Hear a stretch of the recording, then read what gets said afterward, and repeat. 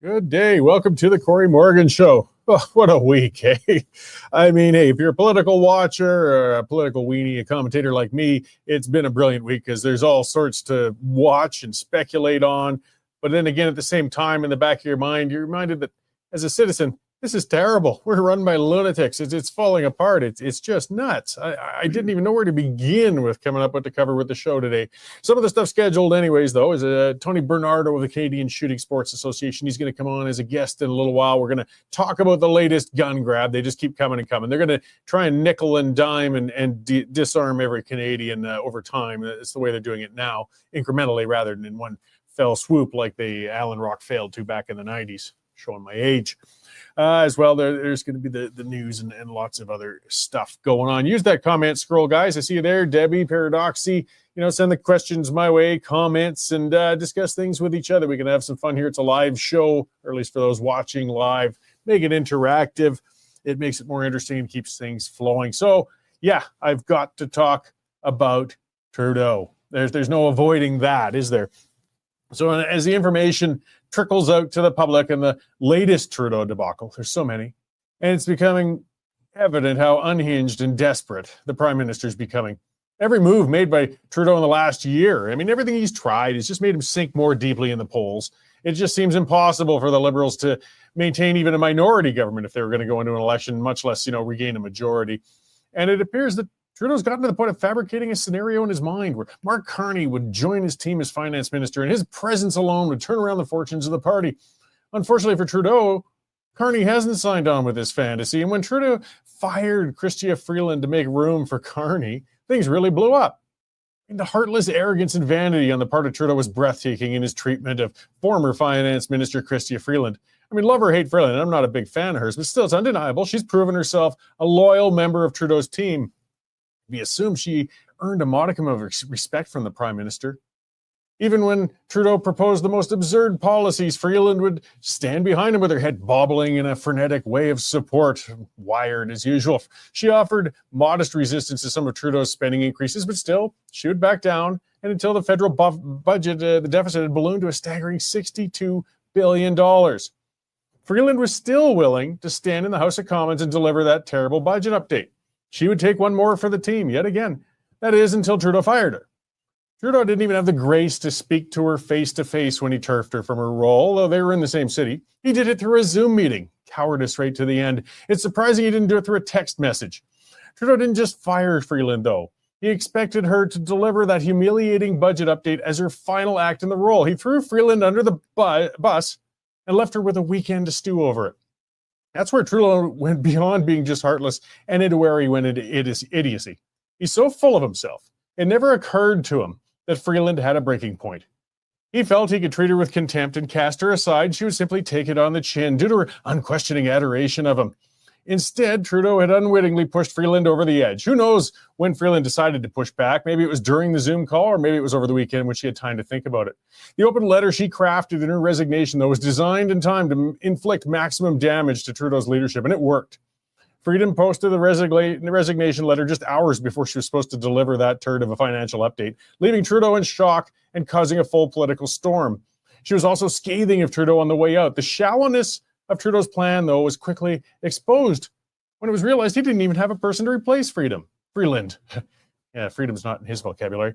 He had to go through multiple MPs before finding a member loyal enough or foolish enough to take on the role. That person's Dominic LeBlanc, who was rushed into office and has awkwardly assumed the role. So what happened to Carney? I mean, at first I kind of thought, well, Carney was probably set to assume the role the following Wednesday, but it backed away when seeing how everything turned into a mess. Now, no, it's being leaked that Carney wasn't even consulted. He didn't commit to taking that role, even though Trudeau told Freeland that he was going to. The scenario was apparently a creation of Trudeau's imagination. Carney, he couldn't turn the Liberal Party around, whether he's finance minister or leader anyways. The rot's gotten too deep for that. Whatever Carney might be, he's not a fool. Why on earth would he give up a respected career to jump on with Trudeau's crippled administration? Who would want to be handed the poison chalice of leading the Liberals after Trudeau? The next leader of the Liberals is more likely to see an electoral fate akin to that of Kim Campbell rather than the still humiliating electoral loss of Michael Ignatieff. The party's going to be in the political wilderness for at least an electoral cycle. With his caucus finally going into rebellion somewhat, and even the Toronto Star calling for Trudeau's resignation, the Prime Minister's office suddenly canceled all its year-end interviews. It was assumed he'd finally read the writing on the wall, or somebody read it for him, perhaps. Alas, though, it isn't to be. Trudeau arrived at the annual Christmas party for the Liberals full of smiles and delivered a speech acting as if nothing had happened. Members in attendance were mortified with Trudeau's clear disconnect with reality. Meanwhile, Chrystia Freeland showed up and garnered a hero's welcome at the event, what might be the unofficial beginning of a leadership bid. The only person who doesn't seem to understand Trudeau's finish is Trudeau. Unfortunately, the mechanisms to remove an unwilling prime minister are pretty limited in Canada's system. The Liberal caucus can force the issue, but they got to find some balls, guys. And they haven't shown it yet. It's becoming clearer by the day, though, that Trudeau won't leave until a boot is pushed firmly on his butt. His competence has always been questionable, but now it's his sanity. He must be removed for the sake of Canada. It's way overdue. All right, well, that's my start of ranting on Trudeau for today. Let's get on to, getting a news rundown on what else is happening on the world. We got news editor Dave Naylor. Hey, Dave, how's it going? You know what? It's all Trudeau all the time. It's hard not to. Oh, and, speaking of showing age, I mean, I've been in this business 45 years now, and I've never seen anything like it. I mean, what a circus. And, I think Polyev hit the nail on the head when he said Canada is now an international embarrassment.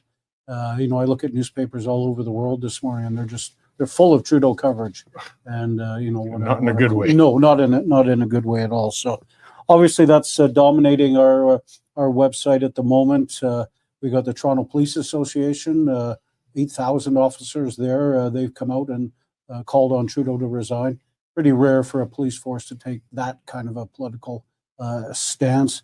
You've mentioned the year-enders being canceled. We've got a story on that, and the fact Trudeau was cracking a joke about how families always have fights, and you get through it.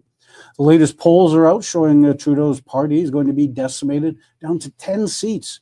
Imagine that, 10 seats, probably all in Quebec. Tories are right now polling at 45%, the Liberals at 20%, and poor Jagmeet is still laboring around at 18%. The ladies of Fox continue to gush over Pierre Poilievre. We got a story up there about how they say how wonderful he is and how terrible Trudeau is. And Trump again musing this morning about Canada being the 51st state. And how great an idea it is. So do we start to take him seriously now, Cory, or is it just all more jokes? Yeah. And Lethbridge West by-election today. We'll have results tonight on the Western Standard. Right on. Yeah, I'm pretty sure Trump isn't looking to bring in Canada as a 51st state. I mean, the thing that's got to be discussed is just how low his respect is for the country. I mean, for a world leader to joke about basically taking over another country, that's not a minor joke to be made, but he holds Trudeau in contempt. He just loves poking Trudeau, that's for sure. God, what a place to be these days. Yeah, and this is our last broadcast before Christmas, so I want to wish you a Merry Christmas. And to you, thanks. Yeah, it should be a good one, I think. I don't know. Let's hope so. My Christmas wish is to see that dim bulb in Ottawa with a bow strapped to his head and a foot planted on his butt and kicked out of the parliamentary door. We'll see if we can get it. Well, I think everybody hopes you get your present. All right. Thanks, Dave. I'll see you after the show. And it's our news editor, Dave Naylor. And yeah, like he said, it's just the news is all Trudeau. It just keeps breaking. It's just so bizarre, so nuts. Anybody else, would have stepped down by now, whether you want to or not. That's where, as I said, we got to start wondering whether he's even sane. I mean, we always know he's been a bit of an idiot. Well, a bit. I'm being generous there. But the damage is still being done. That's a lot of the problems going on. Okay, so this one I'd like to remind you before I get on to my guest, too. Speaking of damage that's been done, because, yes, Trudeau's still coming after our property. We are not tax-funded. That's why you listen to me rant and rave and cut into Justin Trudeau. The tax-funded legacy media outlets don't do that. They don't want to shake the tree that pays their bills. I'm accountable to you guys, subscribers. That's the way we're doing it. That's how we stay free, unhindered. If you guys want to hold us to account, we'll listen to you because you pay the bills. It's $10 a month, $100 for a year. Get on there, westernstandard.news/subscription. Hey, if you put off your Christmas shopping for a long time, I know I do it all the time. I don't want to go to a mall full of lunatics and nutcases right now, and nothing's going to get delivered fast enough if you're ordering online. But hey, a digital subscription to the Western Standard is instant. Buy one for your liberal uncle. Come on, make his hair a little grayer. Or buy one for someone who'll appreciate it. It doesn't matter. It helps support us, and we can spread the good word. It's important. So get on there, guys. Take out a membership. And if you already have, thank you very much. We greatly appreciate it. So I see Tony in the lobby there. It's a little early, but I'd like to bring him in because I've really been looking forward to talking about this. We got Tony Bernardo of the Canadian Shooting Sports Association, because lo and behold, the Trudeau regime is after our guns even further. How you doing, Tony? I'm fine, Cory. How are you? Good. I mean, again, as I said at the kickoff of the show, I mean, it's mixed. As a media guy, I love this. I mean, I got no shortage of stuff to rant and rave about. But as a citizen, I try not to weep because it's just gets worse and worse.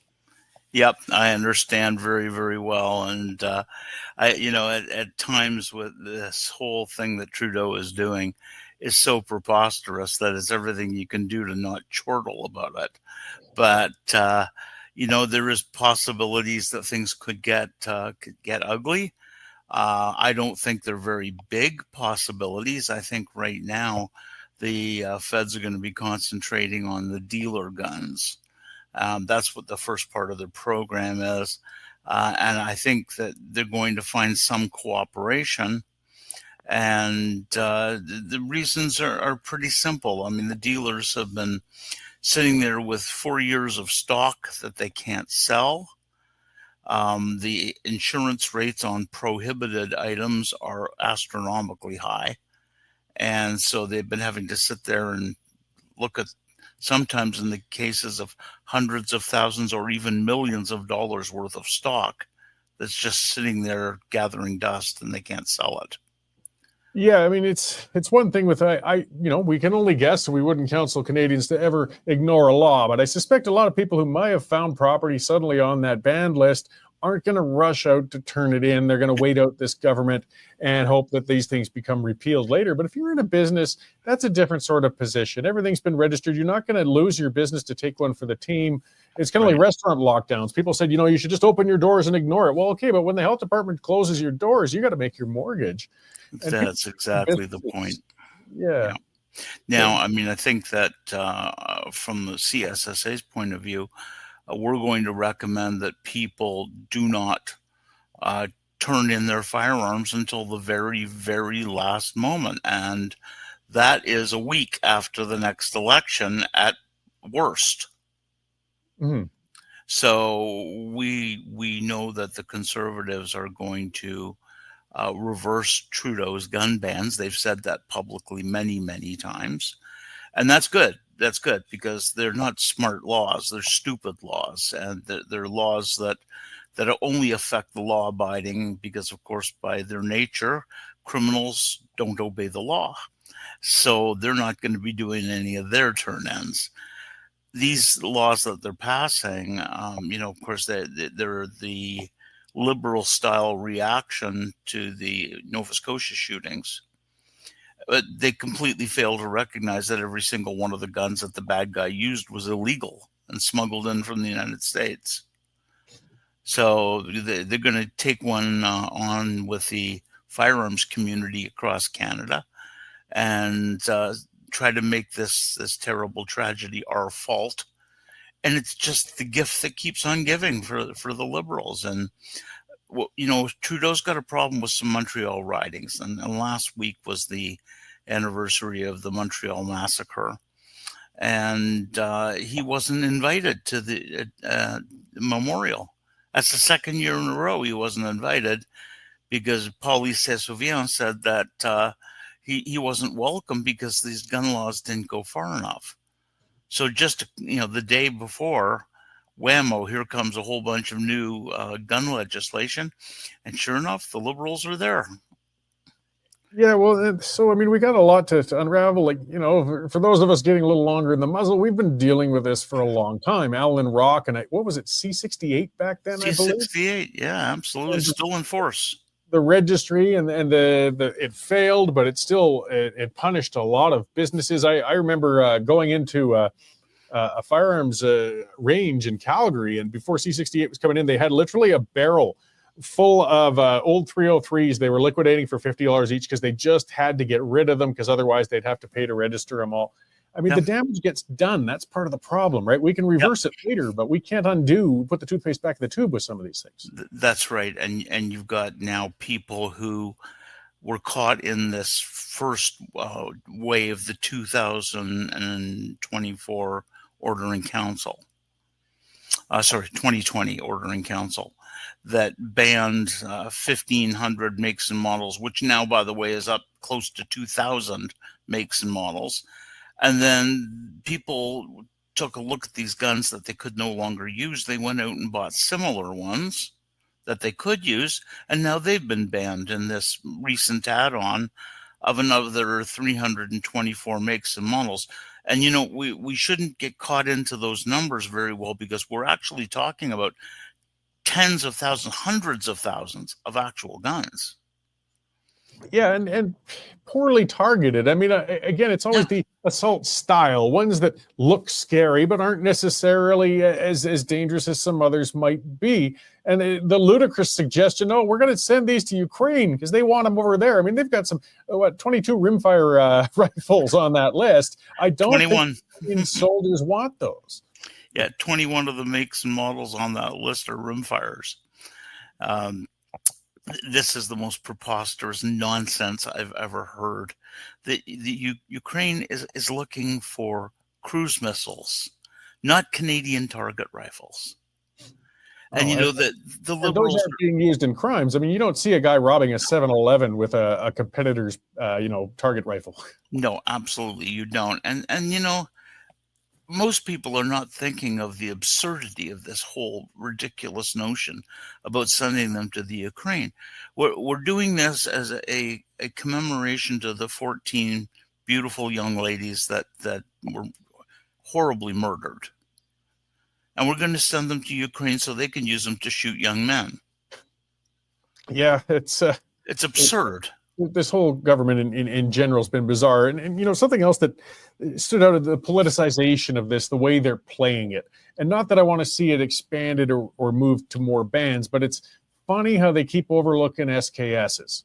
But the reality is, because Indigenous people use them, hundreds of thousands of them are out there, and they use them for hunting, and they don't want to step into the hornet's nest. Now, the SKS is a carbine, a powerful semi-automatic that unfortunately has been used terribly at times by people. If you were to ban, and you shouldn't ban any of them, but that would be, you would think, a little higher on the list, yet they won't touch that with a 10-foot pole, those cowards. No, well, they're saying they're going to, actually. They're going to do this in the next round next month or something like that. But the odds of that ban going through are about the same as the odds of the last ban going through. People are going to wait till the last minute, and as soon as there's an election, the Conservative government will immediately put a stop payment on that check, and it's all over. But you're totally right about the SKS. Like our numbers right now say there's about 550,000 of them in Canada. None of them are registered. No, they're not restricted. And they're not restricted. That's right. So, we always maintained when we were getting rid of the long gun registry that the only reason that any government would ever register anything is to tax it or to take it. And here you go. They're taking everything that they know where it is. But how do they do the stuff that's not registered? Even if it was registered at some point in time, the last old registration document is many years old now, and this stuff has simply vanished. This whole thing was an illusion to begin with because they couldn't pull it off. And it turns law-abiding citizens into criminals. It gets tiresome. Could you imagine being a law enforcement officer? Say something came up a couple of years from now, and they did ban the SKS, and they found out that a fella up on the Peace River, the Assumption Reserve, has an SKS. We want you to go bang on his door and take it from him. Why are we pointlessly putting officers at risk in a situation that was never a problem when they got much better things, or I'd like to think better things, to be doing with their time? Well, certainly they do. I mean, I'm down here in the GTA, and we're getting multiple shootings every day. And funny enough, none of them are sports shooters. No, I know that sounds incredulous, but it's just hard to believe. And there it is. None of them are sports shooters. getting back to like what your association does, nobody despises the illegal and dangerous and harmful use of a firearm more than a responsible firearm owner. Like we would like to see real crackdowns on the real problem. Hopefully in a side, unexpected way with increased border controls. It isn't so much we worry about Canadians flooding into the States, but we are getting a lot of illegal firearms coming north from down there. And maybe some of these increased controls might get some of those at least, because that's where we need to focus. Absolutely. And, the government has been saying for years and years, every budget, they're giving another $300 million to CBSA so they can increase their scrutiny on the border to stop illegal objects and substances from coming across. But nobody ever looks at the other half of the CBSA budget where they take $300 million out of another program. They haven't put any net money into CBSA in years. And now, I got to give the Conservatives credit. They got some good ideas on this. They're talking about things like scanners at the borders so that containers can be scanned. It's not a bad idea. It only takes a few minutes to go through a scanner and they can at least see some things, but at least it's something material and concrete that might actually do some good. Yeah, so keep back to the Conservatives. They're certainly saying the right things, and I like to believe they're going to reverse everything when they get in. But every politician, you got to stay on their case. I mean, if they get in with a majority, suddenly sometimes things become not as much of a priority any longer. I mean, when the National Energy Program was taken away by Brian Mulroney, he actually milked Alberta for a year and some before he got rid of it. Are you guys as well? I mean, just keeping tabs on these Conservative politicians, we got to remind them the day after, okay, guys, follow through. Absolutely. And, we have been in constant conversations with them for many years. We are reasonably satisfied that they're going to do what they say right away. Pierre Poilievre has, like most politicians, a 100-day, the first 100-day spread. And I'm glad to know that this is included in that first 100 days. Given the urgency and the immediacy of the amnesty expiring just a few days after the election, I know they're on top of this. They've assured me they're on top of it. So, what do I think they'll do it? Yes, I think Mr. Poilievre will do everything he says he will. Yeah, my point's just that we always have to be vigilant. It just, the lobby groups don't go away just because a better government comes in, because that government won't be in forever either. So that kind of leads to the next question, which is a bit tougher. What can we do to stop this endless cycle back and forth, like better entrenched property rights and things like that? I don't know. Honestly, I don't know. We live in a democracy. Any law that is made can be changed. The only thing that you really could entertain is putting this into the Constitution. And the Constitution is designed in such a way that it's very difficult to add a charter right. And not only that, they can use the notwithstanding clause to override charter rights. So even that's not foolproof. I think what we have to do, and we've been saying this for a long time, number of decades at least, you got to be very careful who you vote for. I know that sounds trite, but you really do have to be careful who you vote for. You look at the policies, for example, of, say, the People's Party. And I know that I'm sure that some of your listeners are members of the People's Party. And some of their gun policy stuff is great, but they're not going to get elected, no matter what, they're not. So you got to go with the solutions that you have that are viable. And Mr. Poilievre has been fantastic on our issues. He's never wavered away from them, not for one day. And I really do have a considerable amount of faith that they will do what they say when they get elected.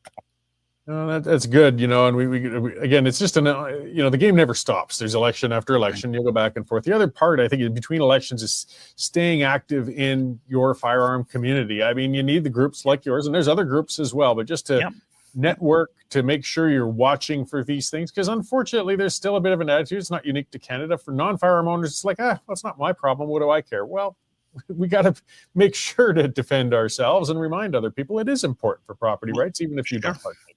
Sure. I mean, people were looking at AR-15s 4 years ago and saying, "Oh, I don't own an AR-15. That's not my problem." And then they banned their African hunting rifle, and all of a sudden they get upset, or they went out and they got rid of their stuff that they had before, just put it in the closet because they couldn't use it, and they went out and bought something else. Now that's been banned too. It's a ratchet, and it's never going to end until the anti-gun people have got the very last BB gun. It's never going to end because it's not about reality. It's about philosophy. Yeah, and that ideology is hard to reason with. And I mean, some of those numbers, a lot of people don't realize Canada has actually got one of the most highly armed civilian populations on the planet. Yeah. The Americans have some terrible shootings that happen, but that's a cultural thing that they have to address. Yeah. If it was proportional, we would have quite a few of those shootings going on up here too, because we have actually a lot of firearms up here, even if people don't realize it, and it's not happening. That annoys me too, is when we see lobbyists up here pointing at American issues and then applying what they feel are solutions to Canadian legislation. Well, hold on, we're different countries. Yeah, absolutely. And you can include Sweden, Finland, Switzerland, Italy, all in that group. They have very, very high gun owning populations, and they aren't plagued with the nonstop school shootings and terrible things that the American culture seems to suffer from. But our culture doesn't suffer from this stuff very often. Like every country, occasionally you get a lunatic. I don't know how you can legislate against lunatics, because sometimes they just rent a van and go driving up Yonge Street in Toronto, killing people. And how do you legislate against that? Well, it's beyond me. Maybe Jordan Peterson's got an answer, but I don't. However, that isn't something that Cory Morgan did. And that's not something that Tony Bernardo did. And so we're the ones that are getting hit on the chin for the actions of other people. And that is just contrary to what our society is supposed to be about. Yeah, I think I could be misquoting it, Penn Gillette, who said, a great quote at one point, something like, whenever something really bad happens, the government steps in and takes away rights from good people. It's a reactive way that they don't address the actual problem, and it actually becomes worse for us. Sure. Penn Gillette's a very philosophic man. In his ways, for sure. In his ways, yeah. But that is the ultimate point against further gun control. The only people that are affected by it are the law-abiding. In which case, what is the point? No, I mean, it should just be outcome-based policy, and they're not seeing a better outcome from it. So, I mean, a reasonable person would shift. We don't have those in Ottawa right now. Hopefully it changes soon. So I think you have to ask more to the point, why would a government like the Trudeau government not go after the criminals? Well, I think that's more to the point. A much bigger discussion, absolutely, and that applies to a lot of things. All right, well, before I let you go, you've been doing great work on this, and I really appreciate it. Where can people find you and your organization so they can keep up with these things and perhaps support you in this? They can just do a Google search for the CSSA, Canadian Shooting Sports Association, and we'll come right up, and you can go onto our website. You can make donations off the website. You can join up. You can read our weekly news that goes out every single Thursday.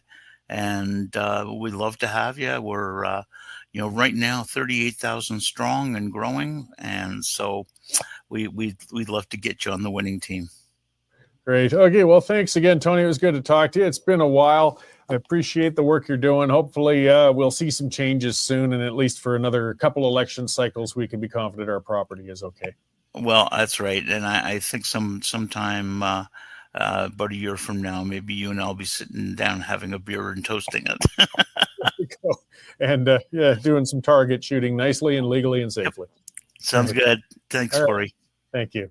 So it was Tony Bernardo of the Canadian Shooting Sports Association. And, these conversations are important. I think for non-firearm people to hear, there's a lot of perfectly safe people who enjoy firearms for whatever reason, and they shouldn't have to explain themselves to you, but it could be your neighbors. It could be all sorts. Whether they just want to collect them, whether they want to shoot targets, whether they hunt, it doesn't matter. It's not a problem. The government's it's a solution looking for a problem, where the problem they might have, as Tony and I said, is then it becomes ideological, and maybe they really are fearful of an armed populace. Well, that should make you a little concerned too. Why are they afraid of you? And you're being empowered. It kind of reminds me of, there used to be, in Alberta, they've really been shutting down the military bases for years. They've been closing the military all over in Canada. But there used to be one in Penhold, a base up there, a large one. It was an Air Force base. And they had a big underground bunker there. And this is back in the 90s, I think, when they closed it, maybe in the early 2000s. But when they closed the base, there was discussions. There was even a guy who wanted to open a mushroom farm under there and everything else. But the government said, no, you know what? We're not going to sell it. We're not going to do anything. They went down and they dynamited it. Why did they do that? Well, because they were honest about it. They said they were fearful some militia sorts or somebody might become entrenched in there and, start a revolution or something. Well, if your government's that bad, you should be wondering why somebody would be inspired to do such a thing. Don't dynamite the old bunker, but wonder why you feel there's a risk that citizens are going to stand up to you. That's the bigger issue. No, there's not some big risk that law-abiding firearm owners are going to suddenly form militias and take over the government. It's not going to happen. But is there a trickle of that fear in the back of the mind of these legislators? Is that what their problem is? Like as Tony said, why are they not as concerned about the real crime solutions we have? You can't predict the lunatic who's going to go unhinged and drive a van through a bunch of people or steal a firearm and go out, or even perhaps the very rare one who legally has a firearm and abuses it the wrong way. You can't see that coming, but there are things we can do that, once we've identified the lunatics, we should be keeping them locked up. Look at the crimes we have right now from people who were out on bail, the people who were released after committing violent crimes. We aren't keeping the ones we know are dangerous, withheld. So, of course, we certainly aren't going to get the ones. If we want to get proactive, too, on crime, this is something I remember I wrote something on this a long time ago when we were talking about the money spent on the registry. If you really wanted to take those billions and use them to reduce crime, put the money into mental health supports and rehabilitation for criminals who are in prison. That actually is how you can prevent things.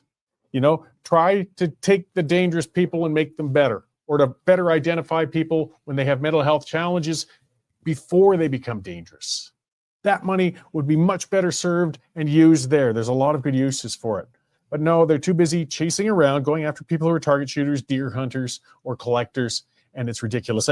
On some of the guns that were banned recently, I saw one, and I think it was our beekeeper up there with Freedom Honey who pointed it out. It was some sort of rare double-barreled oversized shotgun, I think, and it was worth like $110,000 or something, and it's banned because it's an oversized gun or something. Who is going out with a six-figure collectible firearm and robbing a 7-Eleven or shooting somebody in the streets or committing a terror act or taking part in gangs? Come on, get real. And that's when you start thinking it's not about the crime, is it? Now, some of that discussion, let's get back to the federal government. Let's talk about money. Let's talk about some of the stuff that happened, with Freeland going out to put out that massive deficit budget. Massive. They blew past their own goal, which was $40 billion, which was way too bloody high, all the way up to $62 billion deficit. And then people get mixed up with that. Well, that's not just debt, that's deficit, that's annual. The debt's over $1.2 trillion. And people dismiss this. You wonder why our dollar is going into the toilet. I know economics is boring, economics is dry, but it does affect you. And when you see that dollar going down, that's part of it. Because how does the government deal with this debt? Well, they print more money. They do that, our dollar goes down. So we get some real problems. When the dollar goes down, the inflation goes up. And it's just bad on every level. But think of debt servicing. I mean, if you're managing your household finances poorly, the worst thing you can do, everybody will tell you, and I'm not a master of it, I understand that. I'm lucky I've got a brilliant wife who takes care of things for me. I'm spoiled. But still, there's nothing I despise more for money spent than money pissed away on interest for borrowed, money, especially unsecured debt. The debt servicing charges in Canada, they're up over, I forget what it is. It's almost $53 billion a year, I believe. But I broke down the numbers and I broke it down per person. So for every man, woman, and child in Canada, $1,340 a year is spent just to pay interest on the debt. That's it. nothing else. You are getting no service in return. You aren't getting anything for it. It's not going to healthcare transfers. It's not going to the military. It's not going to road maintenance. It's not going to welfare. Nothing. It is debt servicing. And that's when you divide it by every person in the country. If you remove the children and the unemployed and some of the other people who aren't, paying taxes in, so it's just the taxpayers, then it becomes $1,790 a year. We talk about affordability things. Prime Minister Dingbat gave us this 5% break on potato chips for 2 months over the holidays that most retailers aren't bothering to do, and says, here, I'm helping you with affordability. You want to help with affordability? We got nearly $1,800 a year being spent on interest on the debt. That comes out of your taxes. They just keep hiking that, and they keep spending more. It's insane. This cycle has got to stop. The reason I wanted to break that down, though, is people don't think about things in billions. That's part of why when we go back to Bevoda and the $16 orange juice, people overlook things that go into the billions because they're numbers that just don't calculate in our minds, right? They're so huge, we can't relate to them. We can relate to $16 for a glass of orange juice and realize how ludicrous it is. We can relate to $1,790 a year per person being spent out of your budget. What could you do with that $1,700? A little home reno, more gifts for the kids, better diet. I mean, is whatever you want to do with it. That's a fair chunk of money every year, and it's being flushed down the toilet on interest. That's where Canadians have got to wake up and pay attention to the budget, as dry and boring as it is, because it does affect you. It does cost you. It does impact you. You can't just keep living on the credit cards forever, but that's what they're trying to do. And what are they doing it on? The lunch program for kids, daycare programs for kids. See, there's the politics that have been going on, and I got sick and tired of it. When Trudeau would announce, we're going to give free daycare to all the kids in Canada. Who's going to pay for it? Oh, you don't support children being cared for? You don't support single mothers? You want them to suffer? You want them to be in poverty? Oh, kiss my ass.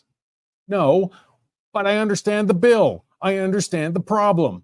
It's not free. It doesn't become a program that works and helps anybody just because you've said it will. What it does do is raise our taxes and devalue our dollar. Plus, they were running out of spaces for children care all over the place because you dingbats started subsidizing it and turned it into a catastrophe. Children's lunches, same thing. And I get into that online all the time. As I point out, it's not the government's role to feed our kids. It's not the role of Justin Trudeau to make a sandwich for your kid to go to school. But then the discussion goes, you support children starving? No, I don't, you dingbat. But I understand where the role is supposed to be. Parents are going to do a better job of packing lunches for kids than a bunch of idiot bureaucrats with a union. And yes, here's another one. The drug program, Pharmacare. I see Kenzie Kraken commenting. Free contraceptives. Yes, of course, that's top priority, right? We got to make sure that we don't get... look, that's a matter of responsibility. A French safe costs, what, 50 cents, $1? I hadn't had to buy one in a long, long time. It's not that expensive to avoid getting somebody pregnant or avoid getting yourself pregnant. It's a matter of your own choice and responsibility at the time. If the issue keeping you from being pregnant was really that you didn't have 50 cents for a rubber? Again, we got bigger things to deal with. But these are the programs that suddenly coming in now. It's a right to pay for birth control. We got a guy who died of a heart attack because he couldn't get into the emergency fast enough recently, a young man. Or no, it was an aneurysm, but he had heart issues going on. Maybe he could have been saved, maybe not. I don't know. I mean, it's hard to tell. But we have an overloaded healthcare system. That is indebatable. And people are dying waiting to get into it, whether it's getting to specialists, whether it's getting into emergency, whether it's getting ambulances. So what are we doing? Spending our money on rubbers. I think we got better things to spend healthcare dollars on. I see these dollars, when they put these stupid programs out, cost you, even if you don't realize it. A dental program, same thing. And then what happened when Trudeau brought in this stupid dental program to kiss Singh's butt, speaking of weakness in federal politics? Well, a lot of companies and places that were providing dental plans will say, how about this? We'll just back out and let the government take care of it. And it's one less thing we got to pay for. Well, then nobody got anything more than what they used to, but it's just coming out of a different pot. And then we're all, again, getting poorer service for it. So we need fiscal responsibility. And I tell you, it's coming, whether we like it or not. That's the other thing. When you live on the credit cards too long, it catches up. We saw this, for the older viewers, folks of my age and older, we saw this with the crazy free spending, debt bloating of the 70s and 80s. And then the interest rates shot up, and suddenly balancing budgets became en vogue. Not because they wanted to, not because politicians wanted to deal with layoffs and cuts. They always prefer to spend. That's the easier path. You much prefer a ribbon cutting rather than a closure of an office. But they had to. They had no choice. Even Chrétien, the Liberals, balanced the budget. Ralph Klein balanced the budget. Mike Harris, even the NDP, Romano in Saskatchewan, balanced the budget. Because you have to. Eventually you hit the wall. Well, we're heading towards another one of those walls. We got to quit being wimps. And we've got to look back at people when they're saying we got to spend on this, and start questioning and saying, how do we pay for it? We can't. Is it a need? No. Then the government should stay the hell out of it. And it's happening everywhere. At every level of government, it's easier to spend than to cut, but you eventually have to cut. I get worried about, I think Danielle Smith is brilliant. Best thing that's happened to Alberta since Ralph Klein, but she still has her hangups of things. She's got a fetish for trains. And, it gets tiresome. They put out a survey just recently. And if you want to look, by the way, look, because I think the deadline is only in a few days because they're snapping this survey open and shut on a railroad program for Alberta that the government's going to get involved in. It's even full of DEI stuff. It even asks you questions like, do you support lower fares for Indigenous people versus non-Indigenous? What? They want a legacy project. She wants to see choo-choo trains around the province that taxpayers pay for. Maybe it's a Dagny Taggart thing. I don't know. Again, I think she's brilliant. I think she's fantastic. But this bloody train obsession could sink us billions into debt. We're watching this going on with the Green Line in Calgary even. These trains are money pits. Look at Via Rail out in Eastern Canada. This is denser populations. This is established rail lines. And the subsidies are massive. Massive. The amount. The government pays more for people's train tickets than people pay for their own train tickets because that's the only way it can run. We don't need this out here, but you got to speak up. Now is the time to take that government survey, look it up, guys, and take it and say, no, we got a bunch of provincial debt. Pay that down first. You've got a lot to do. You're doing a lot of good things. You broke up the health services things. You did a lot of things. Don't sink us into a bloody train boondoggle. We don't need that. So even conservative governments are guilty of it. But how does it happen? Because we let them. You got to speak up. You can't let them have those discussions. So, well, look at the traffic on Highway 2. That's why we need a train. Well, hang on a minute. Yes, traffic on Highway 2 is overcrowded in Alberta. It's our main highway north-south for people outside of the province. It's nuts on there. It sucks going between Edmonton and Calgary. But does it mean you need a train between the two? You got to think of the costs. 300 kilometers of land acquisition you'd have to do. Okay? So there's some billions just buying the land. Then you got to lay the tracks. Then you got to get the engines. Then you got to do the rest. What is it going to cost? $500 a ticket to ride the train, to get on the choo-choo from Calgary to Edmonton. Plus, you got to park your car somewhere. So it'd be like an airport. You got to pay for parking. And then you've got to get a taxi, on the other end. It's ridiculous. It's not going to stop it. We need another lane on the highway. Get over the anti-car crap. Trains aren't the solution. Look to California. California with high density cities going on. Their high-speed rail program has gotten into the hundreds of billions, and they've only laid something like 10 kilometers of track over the last few years. Guys, they don't work. And every government is guilty of these bloody things. Harley says there should have been a train built a long time ago. Maybe, but we don't need one now. It would cost too much, and it wouldn't solve enough. Really, sit down and think about it. Would you go with your family, pay a few $100s a ticket, and get on the train? So what are we talking about? A return trip to Edmonton is going to cost you $1,200 once it's done with your family of 4, or just get in the car. You're going to get in the car. The demand's not there, guys. It's unrealistic. But that's where we go. And I don't want to just crap on Smith. This is happening with every government. That's my point. It's BC. They just had a huge deficit that they've got being announced there. Same with Manitoba, huge deficit being announced there. Why? Well, they both got NDP governments. Conservative governments are better than NDP governments for not wasting money, but they're capable of it. That's just all I'm reminding people of. The left is worse at it. There's no doubt about it. Freedom lovers saying e-vehicles are not an answer either. No, they aren't. There's another one of those obsessions, right? There's where ideology is trumping common sense. And look at that. The e-vehicle companies are going down all over the place. They're cutting and they're doing the rest. And what do we got going on? We're putting billions of dollars into battery factories. This is something else that's got to be reversed somehow, because it's going to be, nobody wants these things. We're building factories. One of them was a Quebec company that's gone broke. We put billions into it. They've gone broke. They didn't even start the factory. We've got to stop this, but it's ideology. It's not common sense anymore. People say, don't you want to save the environment? Sure. But I want something that works. And this did nothing for the environment. I love the environment. I love going out there, seeing things. But we need smart environmentalism, not stupid. And unfortunately, we do have the dumbest prime minister in Canadian history. And I don't know how much longer we're going to have it. I mean, it's almost surreal looking at what's going on in Ottawa right now. Even the Liberal caucus is finally realizing, my God, this man is insane. And he's dumb. We got to get rid of him, but we don't know how. Speaking of policy improvements, we need to work on our ways to give governments the ability to cut loose leaders when they go out of control, because we certainly have one right now. And the Liberals are staring at their feet. Hopefully, I mean, if their caucus gets together and really pushes, I mean, I'll leave a quote of wisdom from Danielle Smith as I finish this show off. So I was in the Wildrose party when she did that disastrous floor crossing. And she said it many, many times since. One of the things that broke her, one of the things she felt was the final straw was when she lost caucus support. When you lose your people around you, you've lost everything. The same will apply to Trudeau, but the Liberal MPs have to find the testicles to get up and take care of it. And I know it's a lot to ask. Hopefully they do it soon.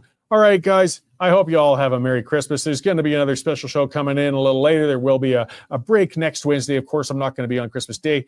I hope you guys all have a good holiday. Be safe out there. Enjoy yourself. Lighten up for one day. We got all the rest of the days to do politics. Thank you for tuning in, and we will see you all again on January 1st with the show in the new year. Have a good one.